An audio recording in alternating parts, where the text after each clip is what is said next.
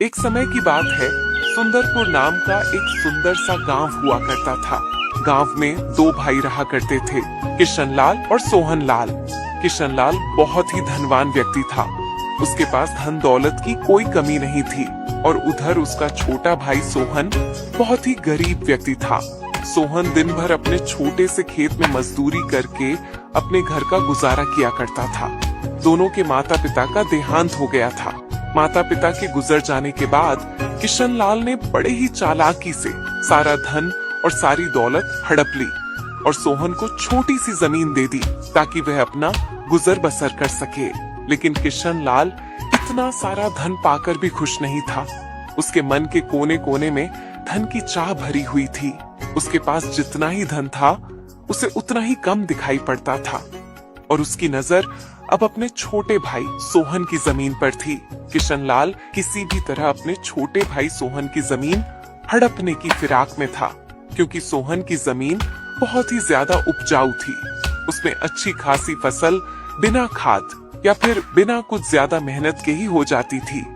जमीन से उपजा फसल से सोहन के घर का गुजारा और उसके बेटे की पढ़ाई लिखाई अच्छी खासी चल जाती थी और उन्हें किसी चीज की कमी नहीं होती थी। सोहन उसी जमीन के बल पर अपने बेटे को शहर में पढ़ा रहा था। अरे सोहन, कैसे हो भाई? मैंने सुना है कि तुम अपने बेटे को शहर में पढ़ा रहे हो और इतनी थोड़ी सी जमीन में खेती कर रहे हो। बताओ, इतनी कम जमीन में खेती करके भला तुम अपने बेटे को कैसे पढ़ा पाओगे? उसके खर्चे के लिए भला पैसे कैसे जोड़ पाओगे? क्या तुमने यह सोचा है? अभी शहर में कितने खर्चे रहते हैं? वह तो है भैया, आप बात तो ठीक ही कह रहे हो, पर मैं कोई ना कोई इंतजाम तो कर ही लूंगा।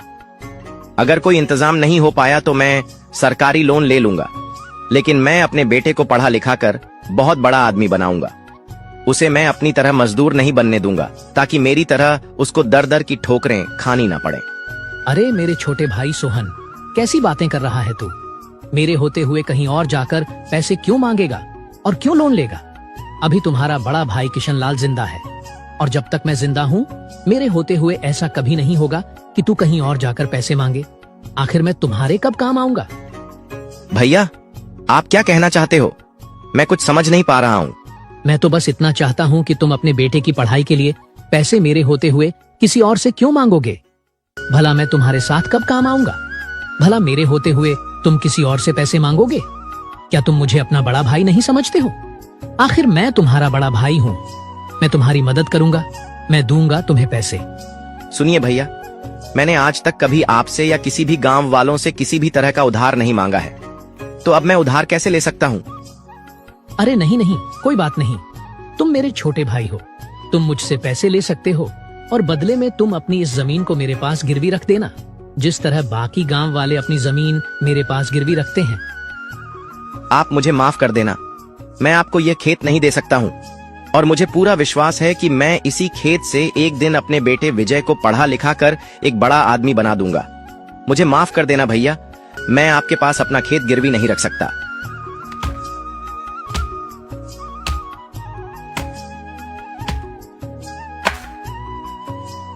है किशनलाल, तुझे किसी ना किसी तरह से सोहन से वह जमीन तो लेनी ही पड़ेगी।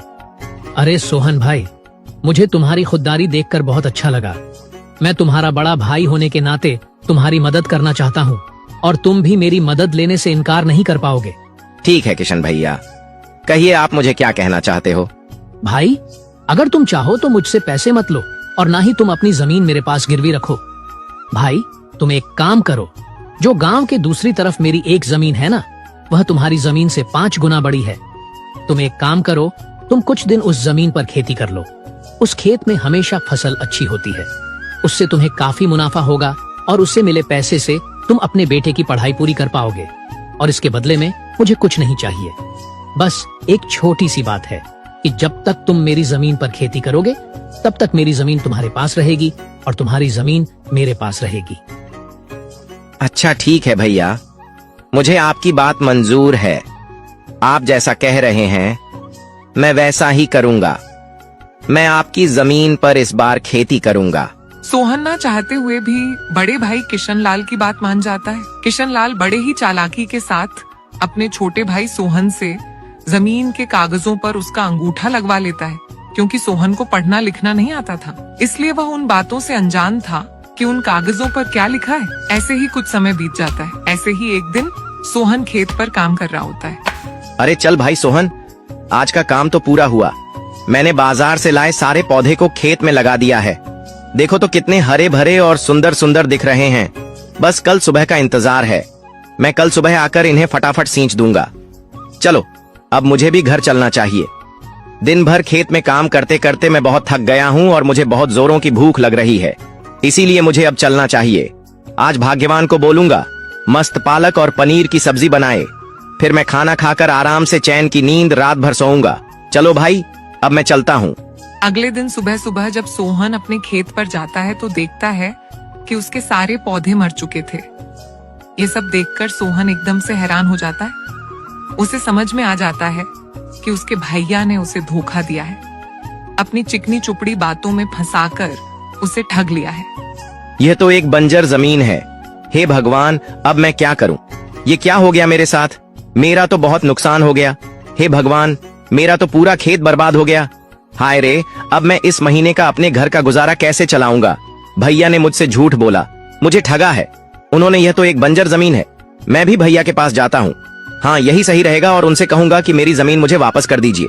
सोहन मन ही मन बहुत ज्यादा दुखी हो जाता है और अपने दुखी मन को लेकर अपने बड़े भैया किशन लाल के घर चला जाता है। उसके मन में हजारों सवाल घूम रहे थे।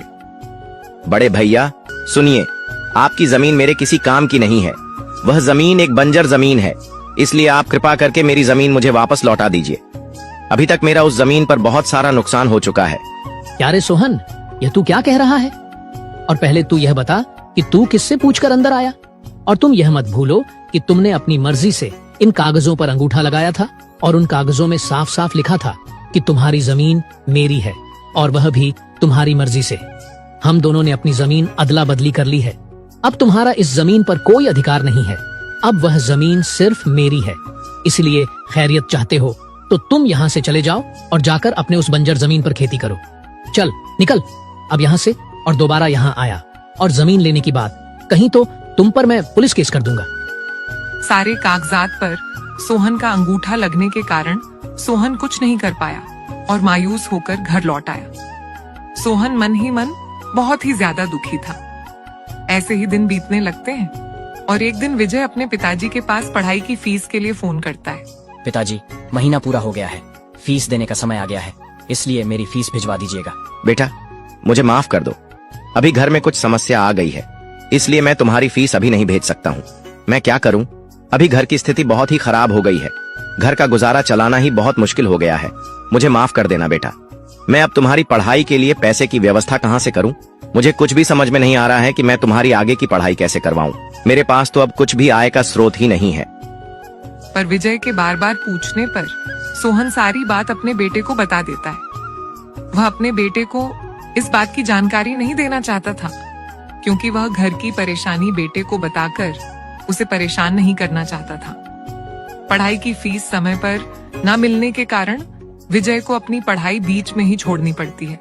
अच्छा ठीक है पिताजी, मैं कल ही गांव आता हूँ, देखते हैं मिलकर क्या कर सकते हैं। आप चिंता न करें, मैं कल ही आ रहा हूँ। अरे वाह भाई वाह, आहा, गांव की शुद्ध हवा और यह गांव का वातावरण, मजा ही आ गया। शहर में तो सिर्फ प्रदूषण ही प्रदूषण है, गांव का कितना शुद्ध वातावरण है भाई। अरे ओ भाई, हो भैया, सुंदरपुर चलिए।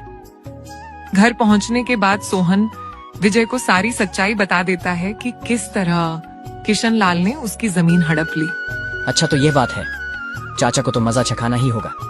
पिताजी, मेरे पास एक तरकीब है, मैं जैसा कहता हूँ वैसा ही करिए। विजय सारी तरकीब अपने पिताजी को बताता है। फिर दोनों बाप बेटे रात होने तक का इंतजार करने लगते हैं। रात के 12 बज चुके थे। उस समय सारे गांव वाले सो रहे होते हैं। तभी दोनों बाप बेटे एक एक घड़ा लेकर अपने घर से बाहर निकलते हैं और अपने खेत की ओर चल देते हैं। खेत पर जाकर दोनों बाप बेटे जगह जगह जमीन खोदकर दोनों घड़ों को मिट्टी के अंदर दबा देते हैं। अगले दिन पूरे गांव में यह बात फैल जाती है कि खेती करने के दौरान सोहन को उसके खेत में 2 सोने से भरे हुए घड़े मिले हैं। गांव के हर कोने में सिर्फ सोहन की ही चर्चा हो रही होती है। जिसे भी देखो सोहन की ही बातें कर रहा होता। अरे भाइयों, क्या तुमने सुना? आज सोहन के खेत से 2 सोने से भरा घड़ा निकला है। अरे हाँ भाई, मैं तो देखने भी गया था, सच में 2 सोने से भरे घड़े निकले हैं। सोहन की तो किस्मत चमक गई, अब उसके गरीबी के दिन दूर हो गए। भाई, मुझे तो अपने कानों पर विश्वास ही नहीं हो रहा है। अरे भाई, मगर वह तो एक बंजर जमीन थी ना, वहाँ तो कुछ भी नहीं उगता था, वहाँ तो कोई भी फसल लगाने में वो फसल ही मर जाती थी, तो खजाना कैसे निकल गया? अरे ओ हरि भाई, खजाना ऐसे ही जगहों में तो निकलते हैं। सोहन उन सिक्कों को बेचकर तो बहुत ही अमीर हो जाएगा। सोहन तो अब इस गांव का बहुत ही अमीर व्यक्ति बन गया है। उस सोहन को तो अब किसी चीज की कमी ही नहीं होगी। ये बात जब किशन लाल के कानों तक पहुंचती है, तब किशन लाल ये बात सुनकर बहुत ही ज्यादा बौखला जाता है। आखिर कैसे ऐसा हो सकता है? बेकार से बंजर जमीन से सोने से भरा घड़ा कैसे निकल सकता है? और वह भी 2-2? मतलब किशन लाल, उस बंजर जमीन में और भी खजाना हो सकता है। मतलब किशन लाल, इससे पहले कि सोहन उस बंजर जमीन से सारे सोने के घड़े निकाल ले, तुझे वह जमीन सोहन से वापस लेनी पड़ेगी।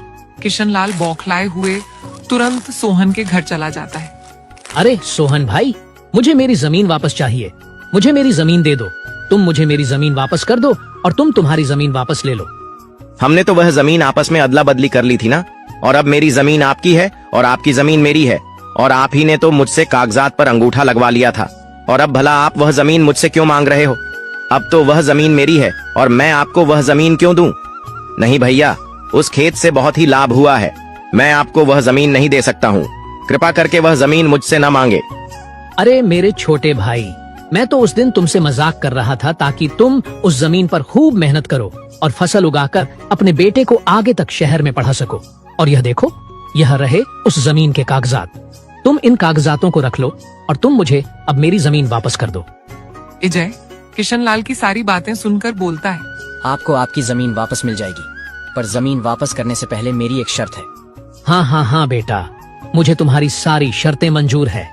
आपको हमारी जमीन और उसके कागजात वापस करने होंगे, और आपको वह जमीन लेने के लिए हमें 10 लाख रुपए भी देने होंगे, तभी हम आपको वह जमीन वापस देंगे और यह सारे काम कागजात पर लिखित होगा।